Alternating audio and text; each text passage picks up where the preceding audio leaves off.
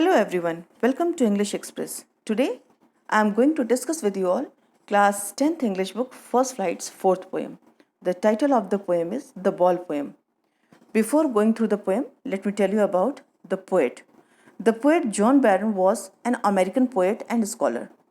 He is best known for the Dream poems, Dream Songs, which was published in 1969. It is a sequence of 380 poems. He won Pulitzer Prize for the Dream Songs. He also won National Book Award for the same. So, let's start the poem. Before this, I would like to give you a hint what the poem is about. This poem is a psychological study of a person who loses his possession. और इस poem में एक बच्चा है जिसने अपनी ball को खो दिया है, तो पोएट यहाँ पे उस बच्चे के बारे में बात कर रहा है और पोएट ये कह रहा है, ये बता रहे हैं यहाँ पे कि कैसे जीवन की रियलिटी को हमें स्वीकार करना चाहिए, क्योंकि एक ना एक दिन हम सभी को अपनी बहुमूल्य चीज़ या अपनी प्रिय वस्तु को खोना पड़ता है। और साथ ही साथ पोएट ये भी बता रहे हैं कि कैसे हम इस दुख से, इस संताप से बाहर निकल सकते हैं। तो आइए अब देखते हैं कि इस पोएम में पोएट क्या कह रहे हैं। A boy loses a ball, he is very upset.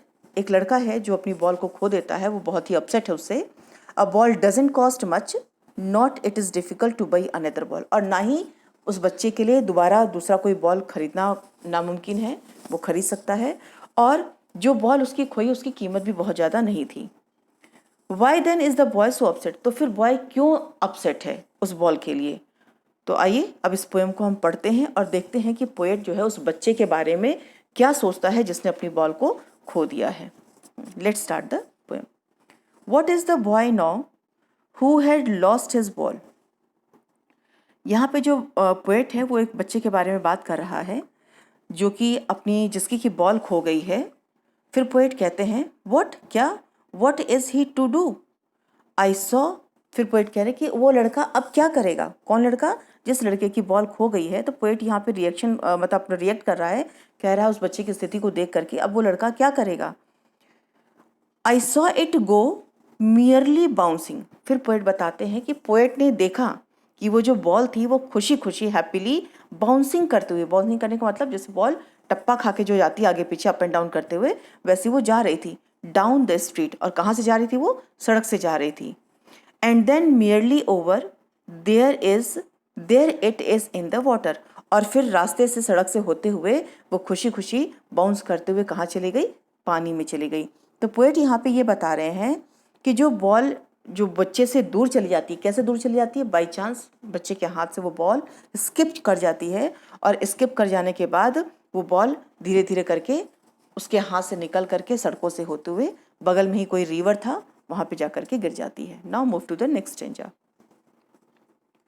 No use to say O there are other balls. अब पोएट यहाँ पे बता रहे हैं कि अगर पोएट जाना चाहे उस बच्चे के पास, क्या करने के लिए? कंसोल करने के लिए, उसको सांत्वना देने के लिए। तो पोएट यहाँ पे कहते हैं no use to say O there are other balls. तो उस समय उस बच्चे को ये समझाना कि कोई बात नहीं, उससे कोई मतलब नहीं है, कोई दुख की बात नहीं है। अब उसको कंसोल करने की कोशिश कर रहा है poet. An ultimate shaking grief fixes the body. क्यों? पोएट कह रहे हैं कि उसको सांत्वना देना बेकार है, क्योंकि एक तरह का दुख उस बच्चे के ऊपर फिक्स हो गया है और वो दुख के मारे मतलब अपने बॉल को खोने के दुख से वो कांप रहा है। ये ऐसा पोएट यहाँ पे इसलिए कह रहा है क्योंकि बच्चा जो है उस बॉल से खेल रहा है, उससे उसका एक अटैचमेंट है। और उसी समय, उसी क्षण जब बॉल उससे खो जाता है तो वो थोड़ा सा दुखी हो जाता है। थोड़ा सा क्या, बहुत ज़्यादा दुखी हो जाता है, क्योंकि एक बच्चे के लिए उसके जो टॉयज़ होते हैं वो सब कुछ होते हैं। फिर पोएट कहता है एज ही स्टैंड्स रिजिड। और पोएट देख रहा है कि जो बच्चा है जिसका बॉल खो गया है वो बहुत दुखी है और वो रिजिड होकर के, बिल्कुल कड़ा होकर के, अकड़ करके खड़ा है। अकड़ करके खड़ा होने का मतलब कि वो सेंसलेस हो चुका है, बस वो दुखी है कि वो उसका बॉल खो चुका है। ट्रिम्बलिंग, और वो शेक कर रहा है, उसकी बॉडी कांप रही है। स्टेयरिंग डाउन, और वो नीचे की तरफ देख रहा है। कहाँ नीचे की तरफ देख रहा है? जहाँ पे उसकी बॉल जा करके अटक गई है, या जिस रास्ते से होते हुए उसकी बॉल उस पानी में जाके गिर गई है। All his young days into the harbour where his ball went. अब पोएट यहाँ पे कह रहे हैं ऑल हिज यंग डेज, अब पोएट बता रहे हैं कि वो बच्चा इतना दुखी क्यों है, क्योंकि उसके यंग डेज से मतलब है कि उस बॉल से उस बच्चे की स्वीट मेमोरीज जुड़ी हुई हैं।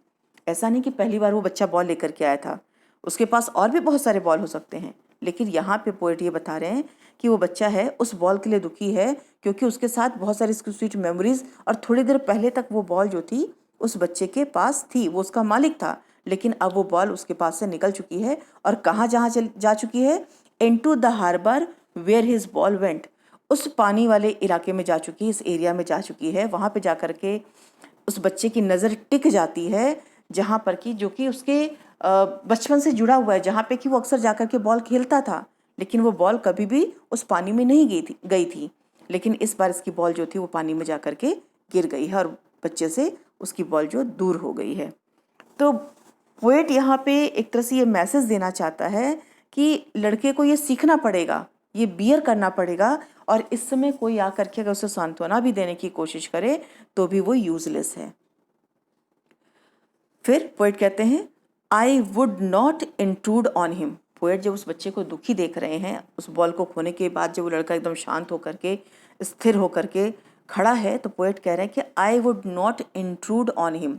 इंट्रूड मीन्स इन्वेट करना, दखल नहीं देना चाहते हैं। पोएट कहते हैं वो लड़का दुखी है तो मैं उसके दुख में जाकर के दखल नहीं देना चाहता हूँ, मैं उसको इंटरफेयर नहीं करना चाहता हूँ।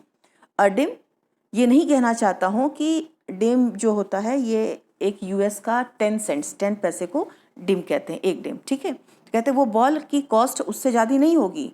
Another ball is worthless. अगर वो पोएट वहाँ पे जाके कहते हैं, उस बच्चे को समझाने की कोशिश करते हैं कि बेटा कोई बात नहीं, 10 पैसे की बॉल है, तुम्हारे लिए दूसरी बॉल आ जाएगी, इस बॉल की कोई कीमत नहीं थी, ये वर्थलेस है, यूजलेस है, तो पोएट ये बताना चाहते हैं कि वो ऐसा नहीं करेंगे। क्यों नहीं करेंगे?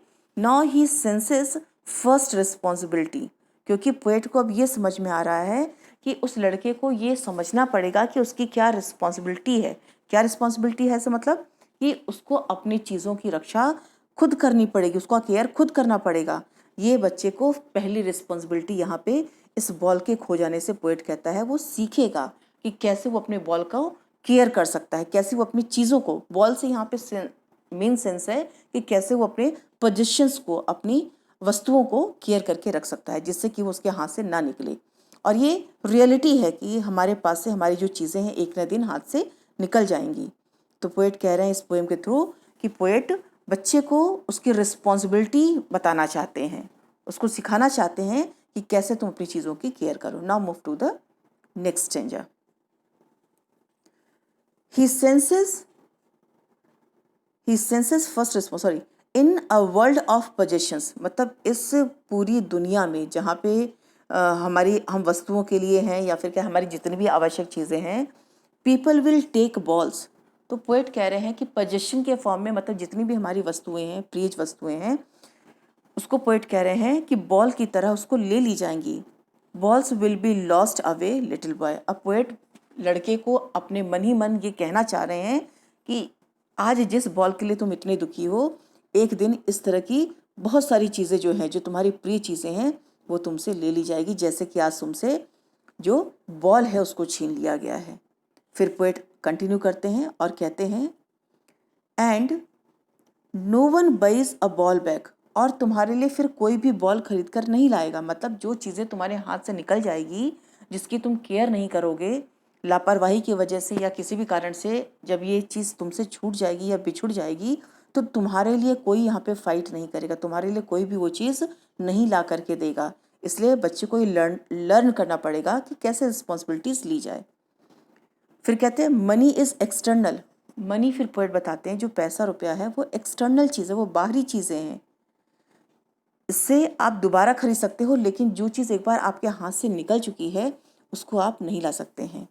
फिर वो पोएट कहता है बॉय से जो बहुत ज़्यादा दुखी है, कहता है कि इस दुख से निकलो। He is learning. फिर पोएट कहता है वो लड़का जो है वो लर्न करेगा, वो लर्न कर रहा है, सीख रहा है। Well behind his desperate eyes, अपनी दुखी आंखों से, अपनी निराश आंखों से जो बॉल को देख रहा है वो लर्न कर रहा है। क्या लर्न कर रहा है? द एपिस्टेमोलॉजी ऑफ लॉस, ज्ञान मीमांसा। ज्ञान मीमांसा, एपिस्टेमोलॉजी मीन्स होता है जो ज्ञान होता है, जो नेचुरल चीज़ों की, जो नेचुरल नेचर की जो स्टडीज़ हैं, मतलब आप स्वयं से जो ज्ञान प्राप्त कर सकते हैं, वो सिखाने पे आप नहीं प्राप्त कर सकते। तो पोएट यहाँ पे कह रहा है बच्चे ने जो अपना बॉल खोया है इससे वो खुद सीखेगा। आज वो निराश है लेकिन उसको इस निराशा से, इस दुख से स्वयं को खुद निकालना पड़ेगा और हाउ टू स्टैंड अप, और कैसे खड़ा होना है, कैसे इस दुख से बाहर निकलकर खड़ा होना है। Knowing what every man must one day know, और उसे यह जानना होगा, वह ज्ञान प्राप्त करना होगा कि कैसे एक इंसान, एक मनुष्य अपने दुख से निकल करके उस दुख के खिलाफ खड़ा हो पाता है strongly. And most know many days how to stand up, और धीरे धीरे करके वो ये सारी चीज़ें अच्छी तरह से सीख जाएगा कि कैसे खड़े हो सकते हैं। तो इस पोएम का सार यही है कि पोएट यहाँ पे ये बताना चाहता है उस बच्चे को कि ये जो दुनिया है धीरे धीरे करके तुमसे सारी चीज़ें छीन लेगी और तुम्हारी प्रिय चीज़ें भी तुमसे छीन लेगी। तो इसका मतलब ये नहीं कि तुम हर चीज़ को छोड़ दोगे, तुम्हें अपनी चीज़ों की केयर करना खुद को आना चाहिए।